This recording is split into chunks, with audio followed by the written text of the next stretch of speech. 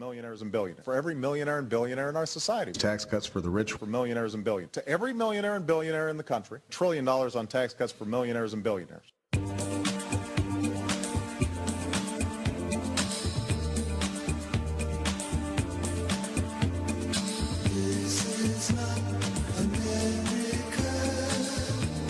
Welcome back, and joining us is Mr. Christopher Marola. Chris has a political consulting company, Red Momentum Strategies. His website is redmomentum.com, but now he's got something else going on. So, Chris, tell me what you got.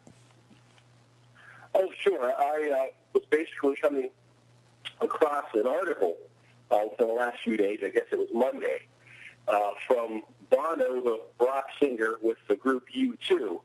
And actually the article was about him. It wasn't written by him, so let me clarify that. The article was in the Independent Institute, but it was about Bono's statement.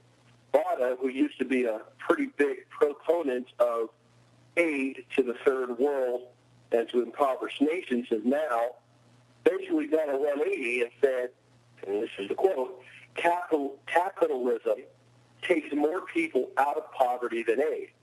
So Bono, the rock singer, is now realizing that if you really want to lift people out of poverty, you need to allow for more capitalism as well. Yeah, I don't think that's going to get him invited to the White House anytime soon. Well, I can tell you he probably doesn't care all that much, but it's pretty interesting. Basically, this article, which again appeared on the Independent Institute's website, basically what happened was one of their fellows at their organization, a guy by the name of George Idite, I believe is how you pronounce his last name, gave him one of his books, gave Bono one of his books.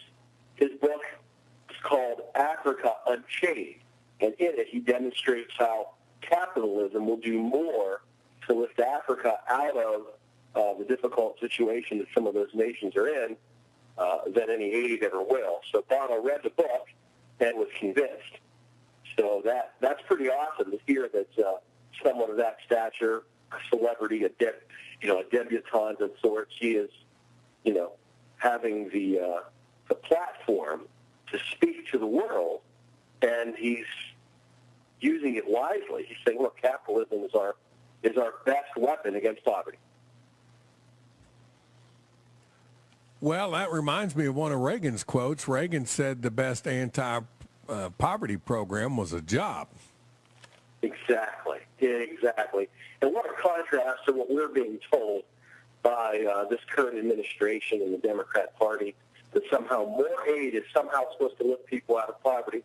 And, of course, it defies logic, and it defies the law of psychology. I mean, this is Psychology 101, that basically whatever behavior you reward, that's the behavior you'll get more of. And whatever behavior you don't reward, that's the behavior you'll get less of, which is that simple. So if you give people more handouts, more welfare checks, more food stamps, more handouts of a government, funded source, if you give them more money and give them more aid, what are you doing? You're rewarding them for being in their poverty situation. You're not helping them to get out of it. So again, Psychology 101, if you reward the behavior, you'll get more of it. So reward people who are in poverty with more gifts and more handouts. You're not lifting them out of poverty. You're keeping them there. Yeah, but, a lot of times I don't think that is the purpose of some of these programs. I think that some, not all, but some really want it as a method for control. Yeah, there's no doubt about that. Let me also say we are totally, as you and I, free enterprise capitalists, we're totally in favor of lifting people out of poverty. And there's only one way to do it, free enterprise capitalism. As you allow free enterprise capitalism to flourish, you lift people up and you get them out of poverty. Remember, it was John Kennedy, when he cut taxes, he said, a rising tide lifts all the boats in the water, big and small. What that means need is a rising economy that lifts everybody up. Rich, poor, middle class, everybody wins when the economy increases.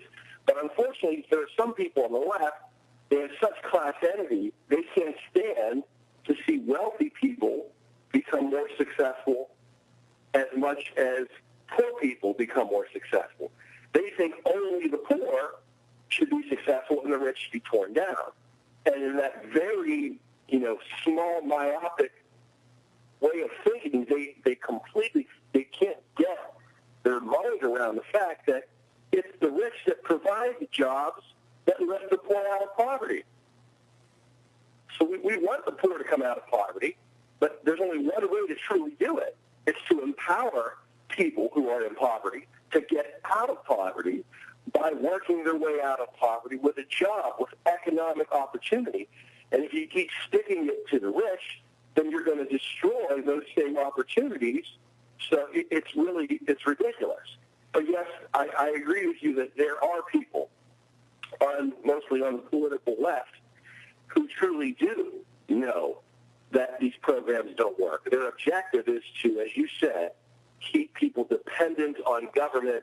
I mean, I just saw yesterday on the news that, the SNAP program, which is the food stamp program, is being pushed aggressively, that they're paying people to go out and sign people up for food stamps, even if they don't really even need help or need assistance. They're just signing everybody up on food stamps.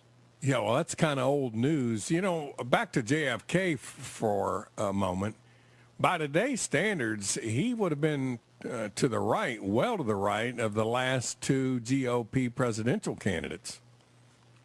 Well, definitely. I would say that that's true. JFK, for his time, may have been considered moderate. For our time, he was very conservative. Remember, JFK had a bachelor's in economics, and so he understood supply-side economics. He studied the whole Milton Friedman worldview and the supply side of economics, and he embraced it. He brought taxes down in his administration, and the economy grew. In fact, if you look at it on policy, not talking about his private life because he wasn't exactly a very ethical man, looking at everything on policy, I would say, this is my opinion, and I think others will agree, that JFK had the most, I would say, effective and the best policy of any Democrat president of the 20th century. Run that by me. I just want to hear you say that one more time. Yeah, I believe, and I think many others will agree, that JFK had the most effective and by far the best public policy initiatives of any Democrat president. Okay, well, you left the Democrat out that first time. Well, I think I may have said it, but I said it very quickly. So of any Democrat president of the 20th century, he had the best public policy. I would say of any in my lifetime, excluding President Reagan, I would put him number two overall. Yeah. Certainly far better than Nixon. Ford was a likable guy, but, in 2.5 years, he didn't get to do much. Bush, 41, spent most of his time promoting the New World Order and undoing the Reagan Revolution. And then W, a likable guy, but he is what gave us the police state. Yeah, I have to say no to that because it really began with Clinton. Remember the Echelon program? I think I may have discussed this. In 1993, Bill Clinton signed an executive order. He didn't even get congressional approval. He signed an executive order creating the Echelon program, which gave the NSA the right to share information with other countries so that they could all spy on us.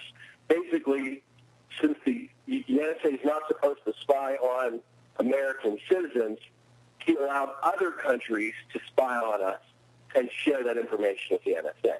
And he did that by way of an executive order. So I would say that all began with Clinton. Well, I do know you're accurate in that the snooping on U.S. citizens did start under Clinton, but the whole DHS, TSA, and the jackbooted thugs frisking Granny and all that, all was I have to throw at the feet of Bush 43 and his GOP buddies in the Congress. Well, at the same time, George W. Bush is kind of a mixed bag. He got some things right, too, that others didn't. He cut taxes. The economy grew. He supported school vouchers in Washington, D.C. Obama and the Democrats got rid of them, and then, of course, the people in Washington screamed because they wanted them back. So, I mean, he did do a lot of other things that were notable and significant.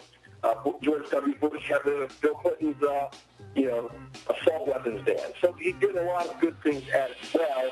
I would certainly say that George W. Bush was a better president than his father. Hey, we got to go, Chris. All right, buddy. All right, thank you. We'll be back on the other side of the break with Dr. Ileana Johnson. When you complain and criticize, I feel I'm nothing